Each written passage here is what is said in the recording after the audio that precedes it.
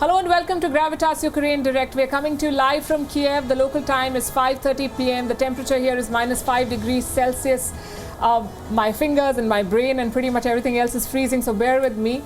There is also a forecast of war clouds over Ukraine.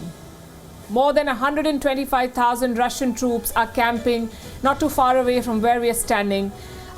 We are in the capital city of Ukraine, and this is within striking distance of where the Russian troops are stationed in Belarus. It's been a very busy 24 hours here, so I'll begin this broadcast by walking you through the latest developments. Ukrainian President Volodymyr Zelensky met his Turkish counterpart Recep Tayyip Erdogan today. The meeting took place here in Kyiv. Erdogan offered to host a Ukraine-Russia summit. Now, this was not his first mediation offer. The last one clearly did not convert. So will this time be any different? We don't know yet. Another very significant meeting took place today. This was some 6,500 kilometers from where I'm standing. The location was Beijing, and the meeting was between Russian President Vladimir Putin and Chinese President Xi Jinping. How do you think it went? I'll give you a brief summary. The Putin-Xi meeting was as much about signaling as it was about drawing a strategy. Did the two talk about the ongoing Ukraine crisis? Of course they did. The details have been kept confidential, but the two sides called on NATO to quote-unquote abandon the ideological approaches of the Cold War. Right after the meeting, President Putin talked to the press. He said the Russia-China relationship was an example of quote-unquote dignified relations. This is what he said. As for our bilateral relations, they are developing in a progressive way with a spirit of friendship and strategic partnership.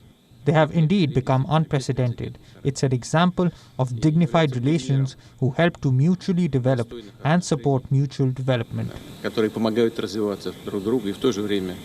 Putin is talking about help. Right now, the biggest help he needs from China is for Beijing to put its weight behind Moscow. China has signaled favorably in this. Right after this meeting between the two presidents, Russian Foreign Minister met Chinese counterpart Wang Yi.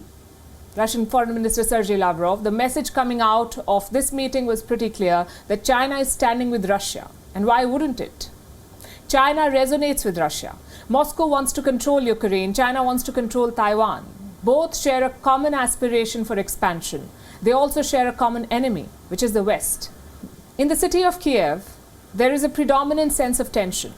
Not far from here, Russia and Belarus are conducting joint drills, and it's happening in the Brest region of Belarus. Russian S-400 defense systems have arrived there, as has Russia's defense minister. He is overseeing the war games. Let me show you some footage from those drills.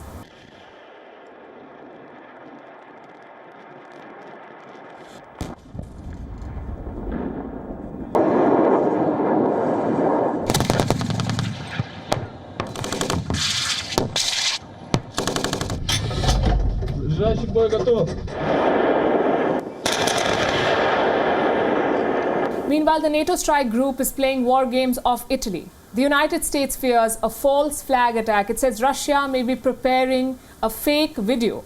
Washington says Moscow will use this video as a pretext to start a war.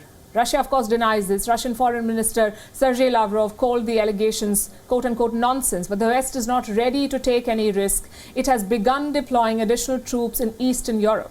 1,000 American soldiers have been sent to Romania, 1,000, 2,000 to Poland. Russia says these moves can be destructive. It has a message for Washington, and it reads, "Stop escalating tensions." That's what Russia is saying. So these were the headlines, the day's developments. There were talks, there were troop deployments, but at the end of the day, both sides are aware that a war is not desirable.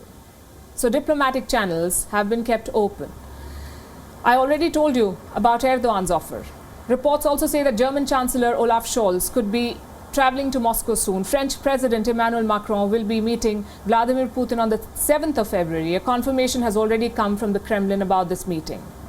They will discuss Moscow's security demands, among other things.